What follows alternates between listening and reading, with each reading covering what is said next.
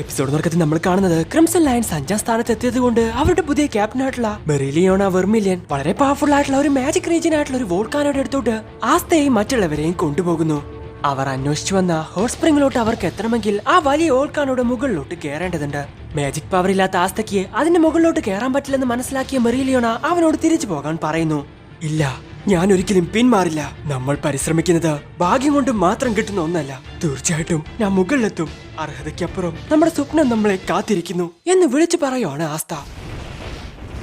ഓ, വലിയ കാര്യത്തിൽ ഞാൻ മുകളിലോട്ട് എത്തുമെന്നൊക്കെ വിളിച്ചു പറഞ്ഞു. പക്ഷെ ഈ ചൂടിലൂടെ ഒരടി എനിക്ക് ഇനി മുന്നോട്ട് നടക്കാൻ സാധിക്കില്ല. എന്റെ ശരീരത്തിനോ എന്റെ മസിൽസിനോ എന്നെ ഇതിലൂടെ കൊണ്ടുപോകാൻ സാധിക്കുന്നില്ലെങ്കിൽ ഇനി ഞാൻ എന്ത് ചെയ്യും?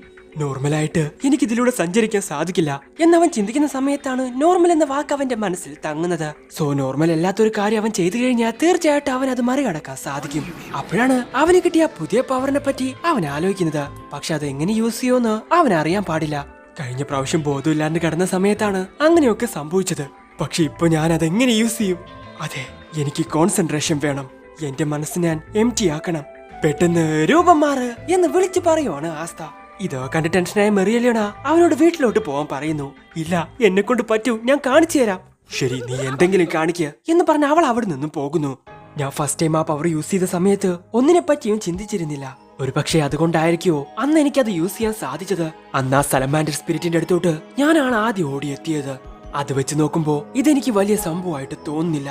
അങ്ങനെ അവൻ ആ ലാവയിലോട്ട് എടുത്ത് ചാടാൻ ശ്രമിക്കുന്നു. ഒന്നുകൂടി ആലോചിച്ചപ്പോ അത് വലിയൊരു മണ്ടത്തരാവുമെന്ന് അവന് മനസ്സിലാവുന്നു.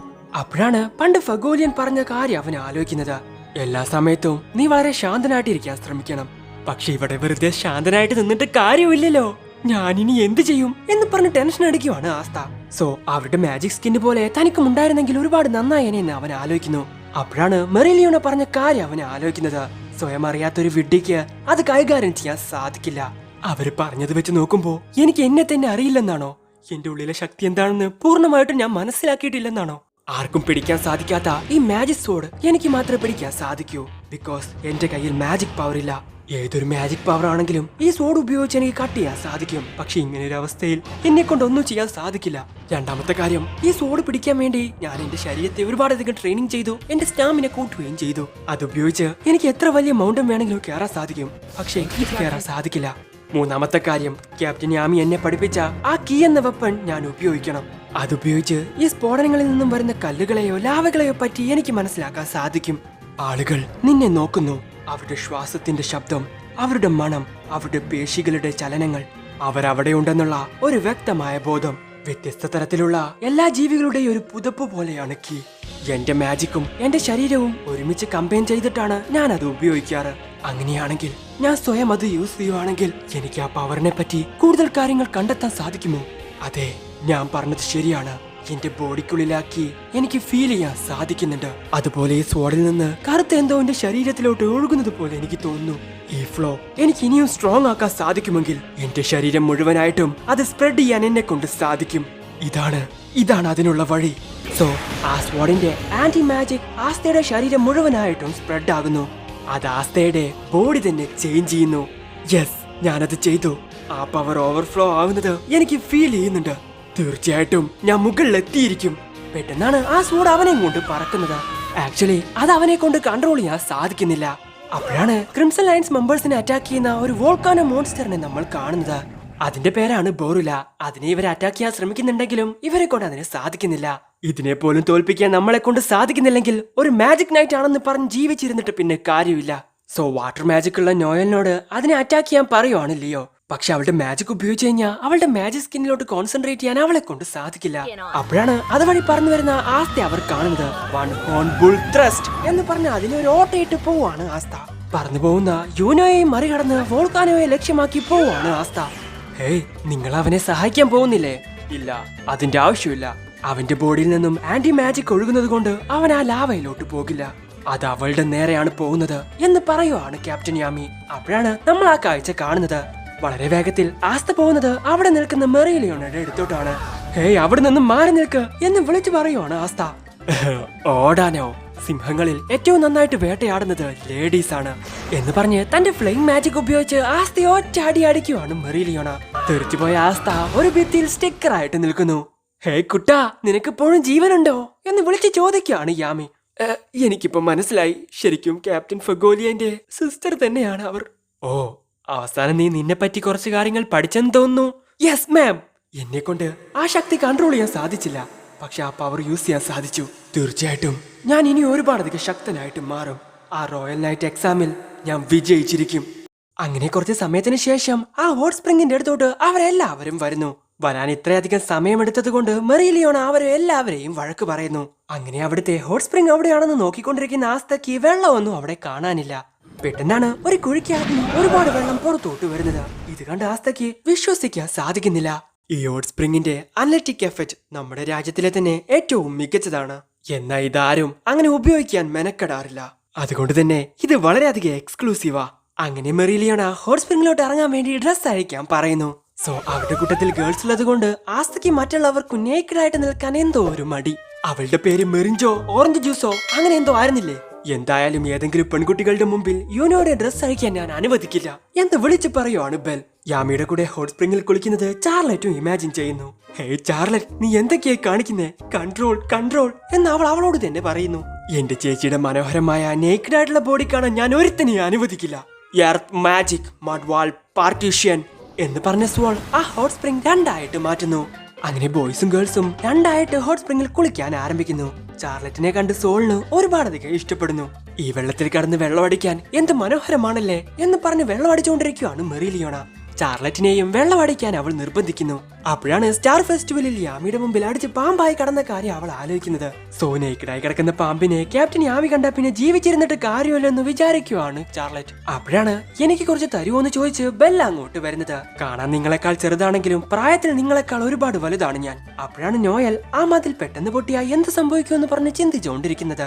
പെട്ടെന്ന് അങ്ങോട്ട് വന്ന സോൾ അവളുടെ തല കഴുകി കൊടുക്കുന്നു. ഇത് ഇഷ്ടപ്പെടാത്ത നോയൽ വേണ്ടെന്ന് പറയുന്നുണ്ടെങ്കിലും ഹേയ്, നിന്റെ പേര് നോയൽ എന്നല്ലേ? എനിക്ക് നിന്നെ ഒരുപാടധികം ഇഷ്ടമാ. കാരണം നീ ഒരുപാടധികം സ്ട്രോങ് ആണ്. നിനക്കെന്തുകൊണ്ട് ബ്ലൂ റോസ് നൈറ്റിൽ ചേർന്നൂടാ? ഹേയ്, ഞാൻ ഓൾറെഡി ബ്ലാക്ക് ബോൾ മെമ്പറാ. ഓ പിന്നെ ആ ബോയ്സ് ഗാങ്ങിൽ എന്താ ഇത്ര സ്പെഷ്യൽ ആയിട്ടുള്ളത്? കുറച്ച് മണ്ടത്തരവും ശ്രദ്ധ കുറവും ഉണ്ടെന്ന് മാത്രമേ ഉള്ളൂ. ബോയ്സ് അത്ര മോശമൊന്നുമല്ല. ബ്ലൂ റോസ് നൈറ്റിൽ ഏറ്റവും കൂടുതലുള്ളത് ഗേൾസ് ആണ്. ഞങ്ങളുടെ സ്ക്വാഡിലുള്ള ബോയ്സ് എപ്പോഴും പ്രശ്നങ്ങൾ ഉണ്ടാക്കുന്നവരാ. പക്ഷെ ഞങ്ങളെ സംബന്ധിച്ച് അത് വലിയ കാര്യമല്ല എന്ന് സോളു അവളോട് പറയുന്നു. അപ്പോഴാണ് ചാർലറ്റ് ആ മതിലിന് പുറകിൽ നേക്കഡായി നിൽക്കുന്ന യാമിയെ പറ്റി ആലോചിക്കുന്നത്. അപ്പൊ തന്നെ അവളുടെ കിളിയൊക്കെ പോകുന്നു. ഹേയ്, നീ ഒന്നും കുടിച്ചില്ലല്ലോ, പിന്നെ എന്തു പറ്റി? എന്ന മറ്റൊരു ഭാഗത്ത് ഒരു സിപ്പ് മാത്രം കുടിച്ച ബെൽ ബോധം കെട്ട് കിടക്കുവാണ്. ഈ സ്റ്റാറുകൾ കാണാൻ എന്ത് മനോഹരമാണല്ലേ. ലേഡി ഐസിയറിനും ഇവിടെ നിന്ന് സ്റ്റാറുകളെ കാണാൻ ഒരുപാടധികം ഇഷ്ടമാണ്. സത്യം പറഞ്ഞ അവളാണ് ഈ സ്ഥലം എനിക്ക് ആദ്യം കാണിച്ചു തന്നത്.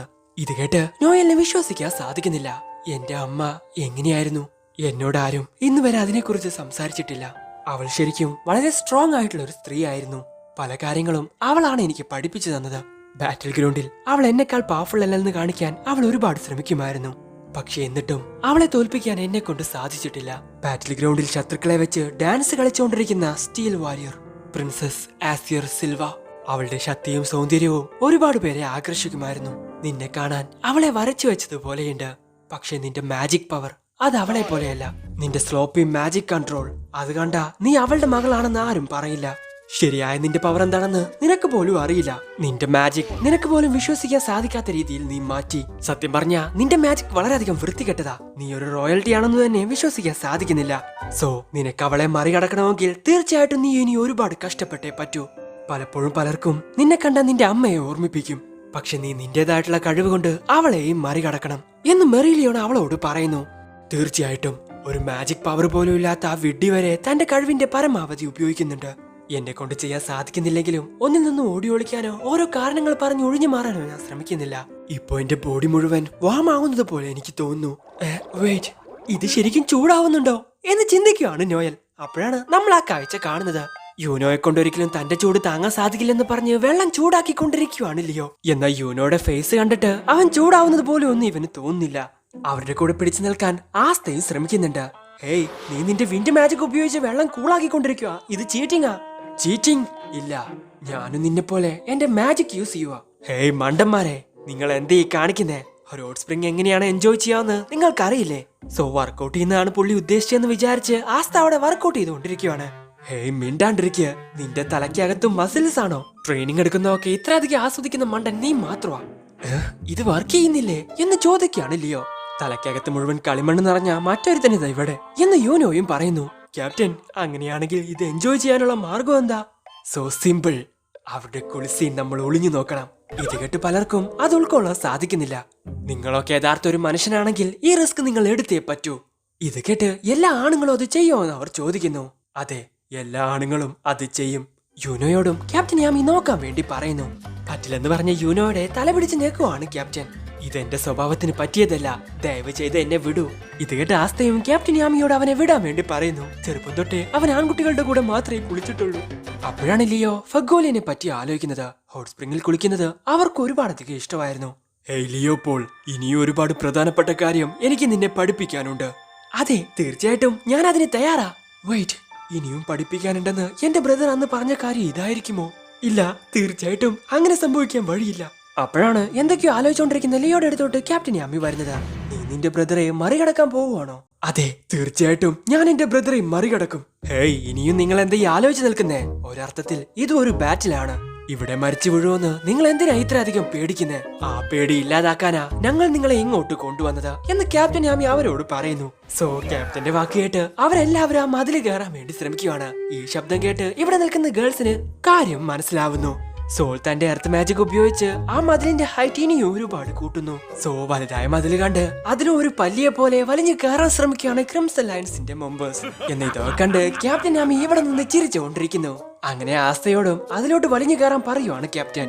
എന്നാ സിസ്റ്റർ ലില്ലിയെ മാത്രം മനസ്സിൽ കണ്ടുകൊണ്ട് നടക്കുന്ന ആസ്തയ്ക്ക് അത് ചിന്തിക്കാൻ പോലും സാധിക്കുന്നില്ല. സോ അങ്ങനെ ഹോട്ട് സ്പ്രിംഗ് ട്രെയിനിങ് ക്യാമ്പ് അവിടെ അവസാനിക്കുന്നു.